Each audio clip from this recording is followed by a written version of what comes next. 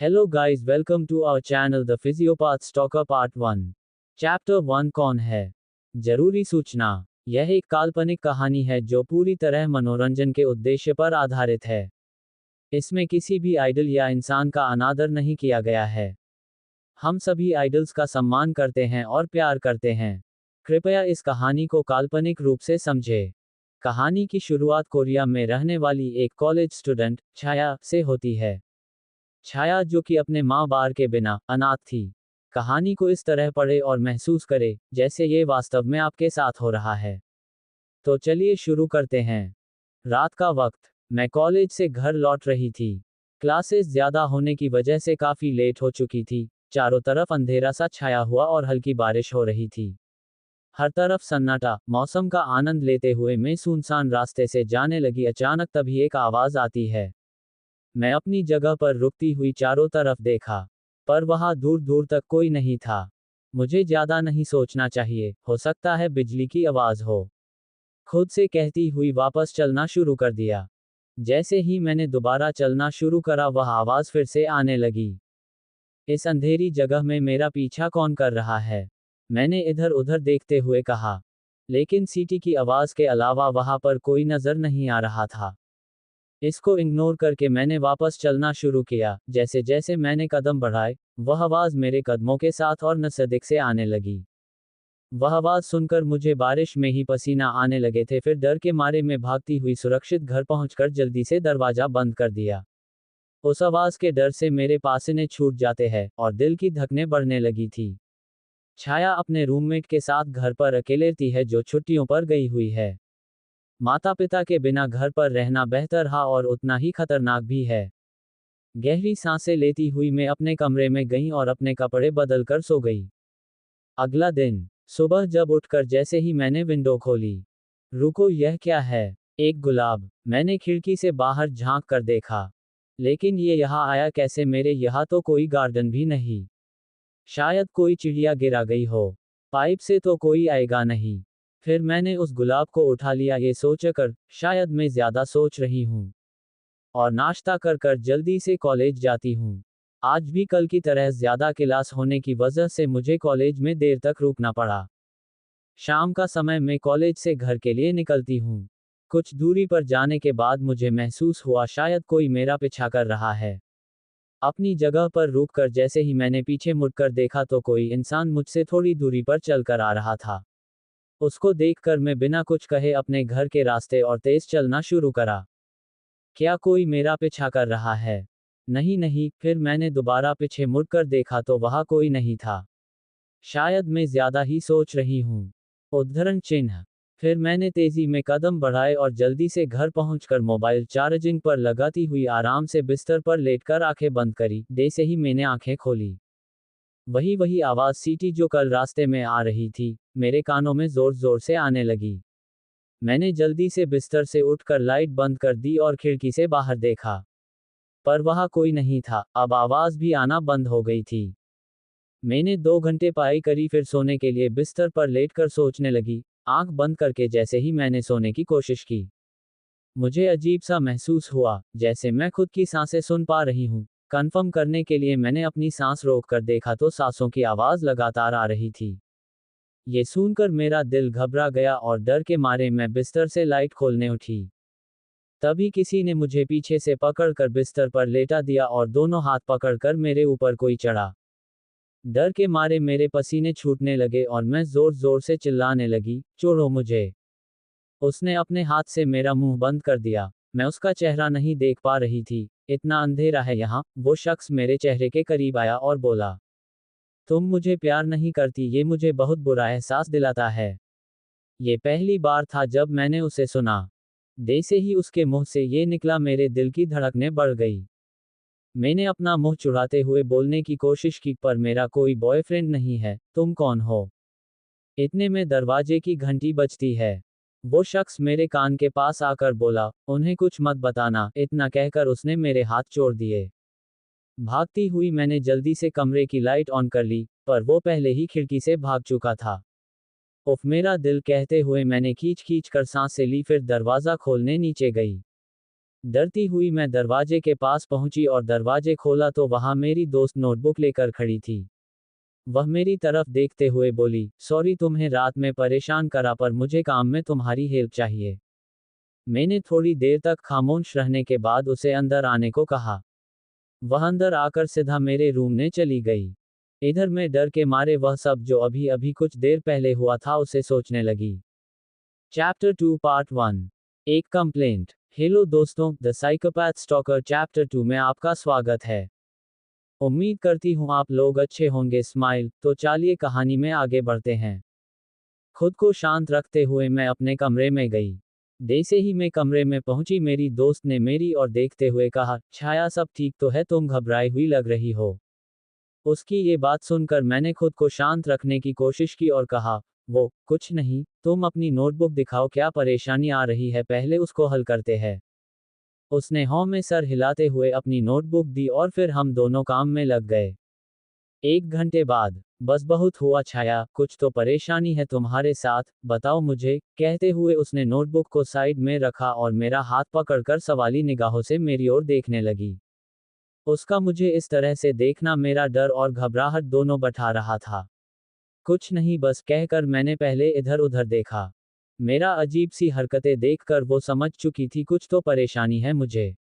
तब वह अपनी जगह से उठी और बोली, बताओ मुझे, अगर कोई परेशानी है तो मैं तुम्हारी मदद करूंगी। उसकी बात सुनकर मैंने गहरी सांस ली और उसको जगह पर बैठाते हुए मैंने पहले खिड़की से बाहर झांक कर देखा, वहां दूर दूर तक कोई नहीं था। फिर खिड़की बंद करके मैं अपनी जगह पर आकर बैठ गई। वो असल में मेरे कमरे में कोई था तुम्हारे आने से पहले, धीमी आवाज में मैंने उससे कहा। मेरी बात पर वह मुझे घूरते हुए बोली, कौन था वो? तुम्हारा दोस्त। मुझे डर के मारे ठंडे पसीने भी छूटने लगे थे। मन ही मन में सोच रही, उसने मुझे बताने को मना करा, क्या मैं सब बता दूं? तभी मेरी दोस्त बोली, क्या हुआ आगे बताओ। डरते डरते मैंने उससे कहा, वो मैं। मुझे डर लग रहा है। फिर सहमी सी आवाज में मैंने उसको शुरू से सब बताया। मेरी दोस्त मुझे हैरत से देखती हुई ऊंची आवाज में बोली, तुम्हें अब भी लगता है मुझे न बताकर तुम अकेली सब संभालती? क्या मैं तुम्हारी मदद नहीं कर सकती थी? कहते हुए उसने मेरा हाथ पकड़ा और नीचे कार तक ले जाने लगी। चलते चलते मैंने कहा, तुम क्या कर? मुझे बीच में रोकती हुई वह बोली, बस चुप रहो, मैं जो कर रही हूँ तुम्हारी बेहतरी के लिए कर रही हूँ। कार में बैठते हुए मैंने उससे पूछा, पर तुम मुझे लेकर कहाँ जा रही हो? बिना कुछ बोले ही उसने कार चलानी शुरू की। थोड़ी देर बाद कार पुलिस स्टेशन पर रुकी। कार से उतरते हुए मैंने कहा, पुलिस स्टेशन क्यों लाए हो तुम मुझे? तुम क्या सोच रही थी कहाँ लेकर जाऊंगी तुम्हें? क्या तुम इंतजार कर रही हो वो अजनबी कुछ गलत करे तुम्हारे साथ? डांटने के अंदाज में अंदर लेकर जाते हुए वह बोली। पर उसने कुछ गलत तो नहीं किया ना? इंस्पेक्टर की डेस्क के पास पहुंचकर वह कहने लगी, हाँ प्रिय, क्योंकि वहां सही समय पर मैं आ गई थी। हम दोनों को लड़ता देख वहां बैठे इंस्पेक्टर ने हमसे पूछा, क्या हुआ, कोई परेशानी है? तब मेरी दोस्त ने मुझे आगे करते हुए कहा, बताओ छाया सब कुछ। वो सर, दरअसल ऑफिसर को देखकर मानो मेरे मुंह से कुछ निकल ही नहीं पा रहा था। मेरी ऐसी हालत देखकर मेरी दोस्त मुझे हटाकर आगे आई। तुमसे नहीं बताया जाएगा, मैं ही बताती हूँ, कहकर ऑफिसर को सब शुरू से बताने लगी। उसकी पूरी बात सुनकर ऑफिसर ने कहा, तुम दोनों लड़कियां घर जाओ, हम उस इंसान को जल्दी पकड़ लेंगे। क्या करेंगे ये उसके साथ? मैंने अपनी दोस्त की ओर देखते हुए पूछा। चुप रहो और घर चलो, कहकर वह मुझे घर ले आई। अगले दिन उसी समय मैं अपने रूम में थी, सोने का समय भी हो चुका था। मैंने पहले खिड़की से बाहर झांक कर देखा पर वहां कोई नहीं था। फिर मैं सोने के लिए लेट गई। आधी रात का समय, जब मेरी नींद खुली तो मैं उठी और खिड़की की ओर घूर कर देखा। वहां चांद की धीमी रोशनी में खिड़की की पटिया पर कोई बैठा हुआ था। मैंने गटक लिया और उठकर बैठी। कौन है? मैं धीमी आवाज में बोलती हूँ। तुम कौन हो? मेरा पीछा क्यों कर रहे हो? आवाज सुनकर वह मेरी ओर घूम गया। उसका चेहरा देखकर मैं कुछ देर के लिए सोच में पड़ गई। इतना मासूम सा दिखने वाला इंसान मेरा पीछा कर रहा था। उसके चेहरे पर एक अनजाना सा दर्द नजर आ रहा था। वह मुझे बिना पल के झपकाए बस देखे जा रहा था। मैं उठकर हल्के कदमों से उसकी ओर बढ़ती हुई बोली, हेलो, मैं छाया हूँ, क्या मैं तुम्हारे यहाँ होने की वजह जान सकती हूँ? कि तभी उसने अचानक से रोना शुरू कर दिया। मैं अपनी जगह पर रुकी। अरे रो मत, मुझे पता है तुम मुझे कोई नुकसान नहीं पहुंचाना चाहते, तुम दिखने में बुरे इंसान भी नहीं लगते, कुछ तो बोलो। वह बस मेरी ओर देखता रहा और धीमी आवाज में बोला, क्या तुम मुझे अब प्यार नहीं करती? पर मैं तो तुम्हें जानती भी नहीं, कौन हो तुम? उसकी बात का जवाब देते हुए मैंने कहा।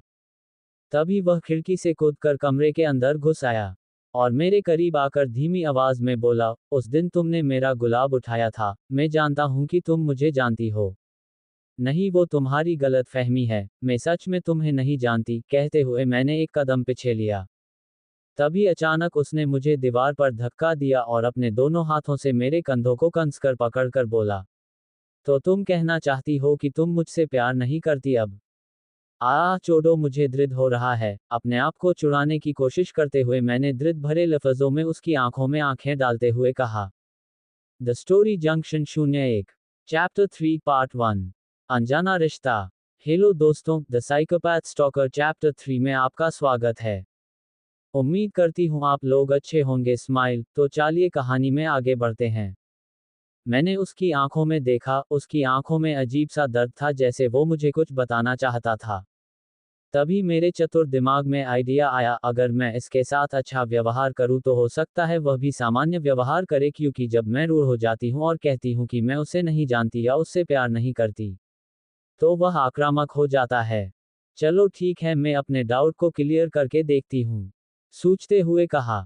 अरे अरे ठीक है, मैं तुमसे प्यार करती हूँ और मैं तुम्हें जानती हूँ। मुझे पता था, मैं जानता था तुम मेरे साथ मजाक कर रही थी, कहता हुआ वह मुस्कुराने लगा। मैं भी उसे देख मुस्कुराए और सोचने लगी कि वह मेरे पास किस लिए और कैसे आया, मुझे नहीं पता।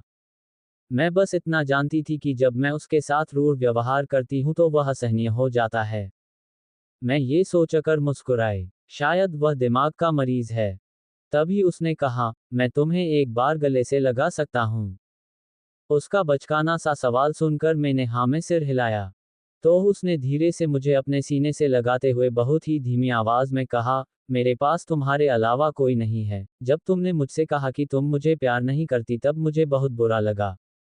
फिर उसने हल्के से मेरा चेहरा अपने दोनों हाथों से छुआ और कहा, वादा करो तुम मुझे कभी छोड़कर नहीं जाओगी। मैं वादा करती हूँ। उसकी आंखों में प्यार भरा देखा तो अनजाने में मेरे मन में उसके लिए एक अलग ही एहसास आ गया था। कौन है? मुझे नहीं पता, लेकिन उसमें कुछ अस्पष्ट ऐसा है जो मुझे उसकी ओर खींचता है। मैं उसके बारे में जानना चाहती थी। तुम्हारा नाम क्या है? मैंने प्यार भरे अंदाज में पूछा। वह शर्माता हुआ बोला, किम टी ह्योंग, किम टी ह्योगा। जब मैंने उसको शर्माते देखा और देखा कि वह मेरे साथ फॉर्मल हो रहा था तो मैंने धीरे धीरे उसके बारे में जानने की कोशिश करते हुए कहा, तुम कहाँ और किसके साथ रहते हो? मैं अपने माता पिता के साथ रहता हूँ। बड़े ही शांत स्वभाव से उसने जवाब दिया। मैं उसकी ओर देखकर मुस्कुराई। तभी दरवाजा खोलते हुए 3-4 पुलिस वाले मेरे कमरे में घुसे। इंस्पेक्टर, तो ये है वो लड़का हो? नहीं सर, नहीं, रुकिए, घबराते हुए मैंने इंस्पेक्टर से कहा। ऑफिसर ने उस स्टॉकर टी ह्योंग को पकड़ा और कहा, मैडम हमें हमारा काम करने दीजिए। मैंने उस स्टॉकर टी ह्योंग की आंखों में देखा, वो मुझे उस नजरों से देख रहा था जैसे मानो मैंने उसको धोखा दिया हो। सर प्लीज, वो मरीज है। मैंने इंस्पेक्टर के पास जाकर उन्हें समझाने की कोशिश की, लेकिन ऑफिसर ने मेरी एक नहीं सुनी और उसको अपने साथ लेकर जाते हुए बोले, ये मरीज है तो हम डॉक्टर हैं मैडम। क्या हो रहा है ये? इन लोगों को कैसे पता चला वो यहाँ है? मैंने स्टॉकर टी ह्योंग को देखते हुए कहा। तुम्हारे दोस्त ने सूचित किया हमें, स्टॉकर को बुरी तरह खींचते हुए एक ऑफिसर ने बताया। मैं भागती हुई उस स्टॉकर टी ह्योंग के पास पहुंची। तब वो मेरी ओर देखता हुआ चिल्लाकर बोला, मैं याद रखूंगा छाया, ये तुम्हें इसके लिए माफ नहीं किया जाएगा। उसके मुंह से निकली ये बात सीधा मेरे दिल पर लगी। मेरी आंखों में आंसू आने लगे। प्लीज कोई तो रोको ये सब, रोते हुए मैंने कहा। इतने में वह खुद को छुड़ाता हुआ मेरे चेहरे के करीब आया और बोला, मैं तुम्हें मार डालूंगा।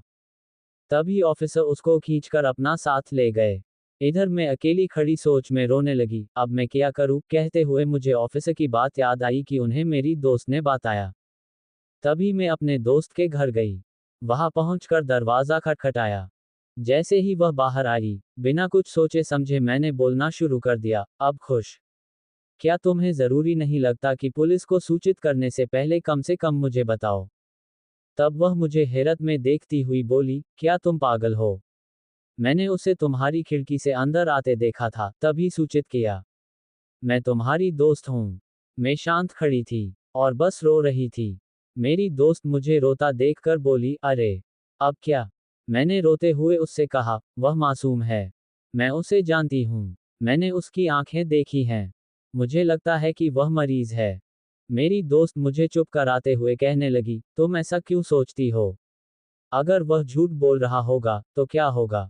मैंने उसे जल्दी जल्दी में सब कुछ समझाया। पूरी बात सुनने के बाद मेरी दोस्त बोली, क्या? उसने कहा कि वह तुम्हें मार डालेगा। मैं, क्योंकि वह सोचता है। मैंने उसे पुलिस को सौंप दिया है।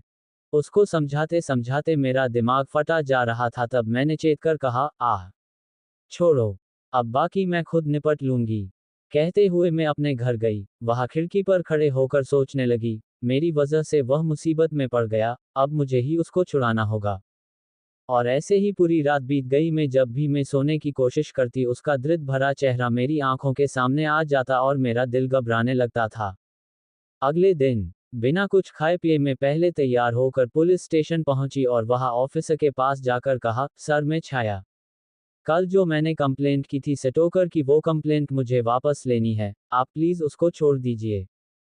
मेरी बात सुनकर वह ऑफिसर पहले तो मुझे गुर्न लगे, फिर हंसते हुए बोले, मैडम आपको क्या ये सब खेल लग रहा है? अब हम उसे नहीं छोड़ सकते। Chapter 4 part 1 feel to each other. Hello दोस्तों, द साइकोपैथ स्टॉकर चैप्टर 4 में आपका स्वागत है। उम्मीद करती हूँ आप लोग अच्छे होंगे। स्माइल। तो चलिए कहानी में आगे बढ़ते हैं। सर वो कोई अपराधी नहीं है, वो सिर्फ एक मानसिक रोगी है, मैंने इंस्पेक्टर की डेस्क पर जोर से हाथ रखते हुए कहा। ये हरकत देख इंस्पेक्टर गुस्से में अपनी कुर्सी से खड़े हुए, फिर अपना गुस्सा शांत करके मुझे हल्के शब्दों में समझाते हुए कहने लगे, वह बहुत ही घटिया स्वभाव का आदमी है बेटा। और उसके पास कोई निर्देश नहीं है पुलिस से कैसे बात करें। इसलिए मैं, इतना कहकर वह इंस्पेक्टर चुप हो गया। रुको, क्या किया करा आपने उसके साथ सर? गुस्से भरी निगाहों से देखते हुए मैंने इंस्पेक्टर से सवालिया मिजाज में पूछा। तभी मेरी बात पर बराबर में खड़ा एक ऑफिसर ने जवाब दिया, कुछ नहीं मैडम, हम सिर्फ अपना काम कर रहे हैं। ऑफिसर की बात सुन मुझे और ज्यादा बुरा लगा। वो निर्दोष जो मेरी वजह से जेल गया और इन लोगों का टॉर्चर सह रहा है। यही सोचकर मेरी आंखों से आंसू बहने लगे। सर प्लीज कम से कम एक बार तो मुझे मिल ही सकती है उससे, कहकर इंस्पेक्टर से रिक्वेस्ट करने लगी। मेरी बार बार रिक्वेस्ट करने और ऐसे बर्ताव पर इंस्पेक्टर ने कहा, कल तक तुम उस स्टॉकर को नहीं जानती थी, उसके खिलाफ शिकायत दर्ज करवाई थी, और आज उसके लिए इतना चिंतित। चलो ठीक है, मैं तुम्हें 10 मिनट देता हूं उससे बात करने के लिए। जैसे ही इंस्पेक्टर ने ये कहा तब मुझे चैन की सांस आई और आंसू साफ करके हुए मैं मुस्कुराने लगी। मुझे आंसू साफ करता देख ऑफिसर समझे कि मैं रो रही हूं और हंसते हुए बोले, आह, रो मत। ठीक है, तुम उसे 10 मिनट तक आराम से देख सकते हो। हमारा पुलिसकर्मी तुम्हें उसके केबिन में बंद कर देगा और 10 मिनट के बाद वह ताला खोल देगा। शुक्रिया सर, कहकर मैं केबिन में गई। वहां देखा कि टीह्योंग दीवार से सर लगाए शांत खड़ा है। मेरे केबिन में घुसते ही उसने मुझे देखा और मुस्कुराते हुए बोला, वेलकम माय लव। मैं भी उसको देख मुस्कुराहट के साथ अंदर आई, पर अंदर ही अंदर में डरा हुआ सा महसूस कर रही थी। तभी अधिकारी ने दरवाजा बाहर से बंद कर दिया। फिर धीरे धीरे टीह्योंग मेरे पास आते हुए बोला, मैंने तुम्हें बहुत मिस किया माय बेबी, क्या सरप्राइज दिया तुमने मुझे, देखो कौन आया है। उसके पास आने पर डर के मारे मैं अपने कदम पीछे लेती रही। वो मेरे और नजदीक बढ़ता रहा, पर जब मेरी कमर दीवार से लगी तो टीह्योंग ने दीवार पर दोनों हाथ रखकर मुझे घेर लिया। मेरी बढ़ती धड़कनों के साथ मैंने उससे कहा, टीह्योंग मैं तुम्हें यहाँ छुड़ाने आई हूँ, क्योंकि मुझे तुमसे कुछ सवाल पूछने हैं, वह तुम्हारे माता पिता के बारे में। जैसे ही मैंने ये कहा वो किसी पागल साइको की तरह जोर जोर से हंसने लगा। उसकी हंसी में एक अलग ही पागलपन था, एक जुनून, जैसे वह कुछ हासिल करना चाहती हो। हंसते हंसते वह मेरे चेहरे के पास आकर बोला, क्या मेरे चेहरे पर लिखा है मैं इतना बड़ा पागल हूँ? मुझे समझ ही नहीं आ रहा था मैं उसको अपनी बात पर यकीन कैसे दिलाऊं, कैसे समझाऊं कि यह जो हो रहा है मैं ऐसा नहीं चाहती थी। फिर मैंने बस उसके सवाल पर नाह में सर हिलाया कि तभी वो बोला, पहले तुमने मुझे गिरफ्तार किया, इन लोगों ने मुझे बुरी तरह टॉर्चर किया और अब तुम कह रही हो मुझे छुड़ाने आए हो। नहीं सच में, डरते हुए मैंने कहा। तभी उसने गुस्से में अपने एक हाथ से मेरा मुंह टाइट से पकड़ा और बोला, बाहर से कमरा बंद है, अगर मैं यहाँ तुम्हें मार दूं तो कोई सुन नहीं पाएगा तुम्हारी चिंखे। इतना कहकर उसने मेरे मुंह से हाथ हटा लिया और गर्दन तक ले गया। मैं सिर्फ उसकी आंखों में देखती रही। उसने अपने एक हाथ से मेरा गला पकड़ा और धीरे धीरे उसको तंग करता हुआ मुस्कुराहट के साथ बोला, कोई आखिरी इच्छा हो तो बताओ। मैं सिर्फ उसकी आंखों में देखती रही। मुझे ऐसा एहसास होता था जैसे मैं उसकी आंखें पढ़ सकती थी। जिस तरह वो मुझे मारना को कहता है पर मारना नहीं चाहता। तभी मैंने सोचा, अगर मैं सच में तुम्हें महसूस कर रही हूं तो तुम मुझे कभी नहीं मारोगे, और अगर मैं गलत हूं तो शायद तुमने झूठ कहा सब। उसकी आंखों में आंखें डालकर मैंने धीमी आवाज में देखते हुए कहा, हाँ मैं तुम्हें किस करना चाहती हूँ। टी ह्योंग मुझे चौंक कर देखता हुआ बोला, क्या कहा, क्या ये तुम्हारी आखिरी इच्छा है? मैंने उसकी ओर देखते हुए पलकें झपकाकर हाँ में जवाब दिया। इतने में उसने मेरे गले पर अपनी पकड़ ढीली कर दी और मेरा गला छोड़ा और एक कदम पीछे होकर खड़ा हो गया। मैंने धीरे से एक कदम बढ़ाकर उसके पास गई, फिर प्यार से उसके कंधों पर हाथ रखते हुए उच्च की और उसकी गर्दन पर अपने दोनों हाथ रखकर एक छोटी सी किस उसके होठों पर की। तभी टी ह्योंग ने मुझे कंसकर पकड़कर अपनी ओर खींचा। हल्के से उसने मुझे चूमा। मेरे निचले होंठ पर किस करके उसके हाथ मेरे टॉप से नीचे चले गए। जैसे जैसे उसके हाथ मेरे टॉप के नीचे गए उसकी पकड़ सख्त होती जा रही थी। ये कैसा एहसास है, एक अजनबी के छूने पर भी मुझे अपनापन की लग रहा है। मैं पूरा उसके नशे में खो चुकी थी। तभी वह मुझे किस करते करते मेरी गर्दन पर पहुंचा और चूमने लगा। मेरे पैर उसकी कमर को पकड़कर ऊपर उठ रहे थे। हम दोनों की सांसें तेज और गहरी होती जा रही थी, हम एक दूसरे को पूरी तरह फील कर सकते थे। ये पहली बार था कि किसी के साथ मैंने ऐसे संबंध बनाए थे। Chapter 5 part 1। आखिर तुम हो कौन? हेलो दोस्तों, द साइकोपैथ स्टॉकर चैप्टर 5 में आपका स्वागत है। उम्मीद करती हूँ आप लोग अच्छे होंगे। स्माइल। तो चलिए कहानी में आगे बढ़ते हैं। उसका एक हाथ मेरी छाती पर चला गया और मुझे एक जोरदार हिक्की दी। तभी वो मेरी आंखों में देखकर मुस्कुराया। शर्माते हुए मैंने उससे कहा, टी ह्योंग, हम अभी रुक सकते हैं? नहीं, कहते हुए उसने मुझे जवाब में किस की, और इस बार यह अधिक मजबूत थी। टी ह्योंग रुको, मैंने खुद को छुड़ाकर गहरी सांसें लेते हुए कहा। नहीं, मैं तुमसे प्यार करता हूँ। छाया। अपनी भारी गुर्राती आवाज में वह मुझे देखता हुआ बोला। मैं? लेकिन तुम्हें किस करना मेरी आखिरी इच्छा थी। अब तुम मुझे मार सकते हो।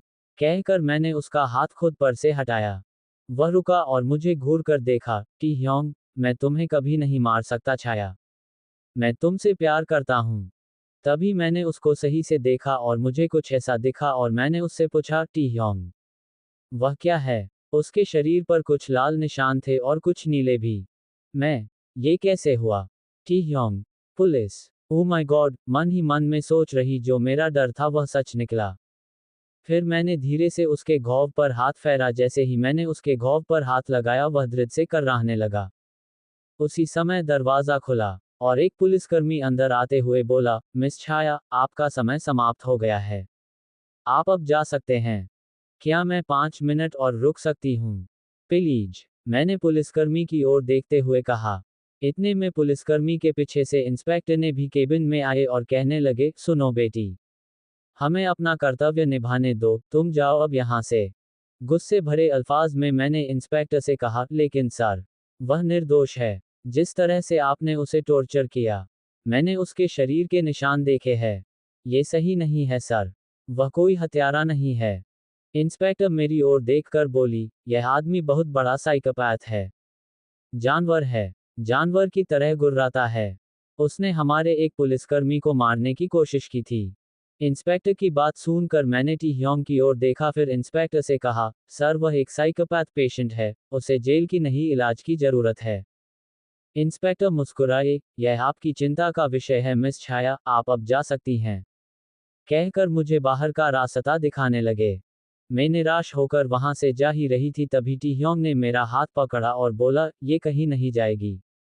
जैसे ही टी ह्योंग ने ये कहा, इंस्पेक्टर चेता हुआ बोला, यह आदमी फिर शुरू हो गया, कोई इसे चुप कराओ।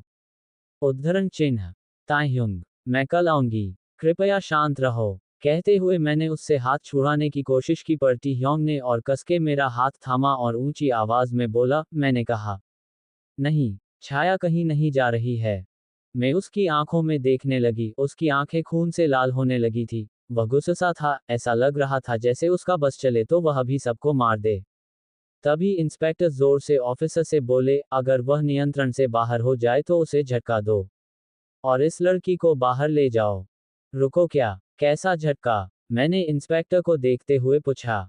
तभी उन्होंने मेरी आंखें के सामने इस तरह का झटका कहते हुए उसकी गर्दन पर सरिया लगा दिया। टी ह्योंग बहुत जोर जोर से चिल्ला रहा था। उसकी चिंखे सुनकर कर मेरे आंसू नहीं रुके। प्लीज उसके साथ ऐसा मत करो। रुको, कहते मैं भागकर उसके पास जाने लगी लेकिन एक पुलिस वाले ने मुझे बाहर निकाला। मैं उसकी चीखें अब भी सुन पा रही था। हे भगवान! मैं रोते रोते घुटनों के बल बैठ गई। अब मैं क्या करूं? कुछ देर बाद मैं बाहर आई और एक जाने माने मनोचिकित्सक डॉक्टर को बुलाने का फैसला किया। मैंने जल्दी से मोबाइल निकाला और कॉल की। सेल फोन दूसरी तरफ, हेलो कौन? सेल फोन में, हेलो मैम, मैं आपसे एक व्यक्ति के बारे में बात करना चाहती थी। सेल फोन दूसरी तरफ, हाँ, लेकिन तुम्हें मेरा पर्सनल नंबर कैसे मिला? सेल फोन में, मैम, मेरे पापा मिस्टर मिश्रा आपके बिजनेस पार्टनर थे। सेल फोन दूसरी तरफ, ओ माय गॉड, तुम छाया हो, कैसी हो बेटा? सेल फोन में, मैम, एक जरूरी बात है, क्या मैं आपसे मिल सकती हूँ? सेल फोन दूसरी तरफ, आई एम सॉरी डियर, मेरे पास बहुत सारी अपॉइंटमेंट हैं, लेकिन आप मुझसे 1 घंटे के भीतर मिल सकती हो, जब मैं दोपहर के खाने के लिए निकलूंगी। सेल फोन में, ठीक है, मुझे पता भेज दीजिए मैम। फिर दोपहर को मैं उनकी बताई जगह पर पहुंची। वह अपनी कार में बैठी थी तभी वह मुझसे बोली, डॉक्टर, हेलो माय डियर छाया, आओ अंदर आओ, बैठो। एक मीठी मुस्कान के साथ वह मुझसे बोली। मैं मुस्कुराती हुई कार के अंदर बैठी। डॉक्टर, ड्राइवर, चलो। डॉक्टर, तो हाँ, मरीज कौन है? मैंने बताना शुरू किया, मैम, असल में मुझे पूरा यकीन नहीं है कि वह मरीज है या नहीं। मुझे आपकी मदद चाहिए। मुझे लगता है कि उसके साथ कुछ गड़बड़ है। मैं आपके उसका हाल बता सकती हूँ।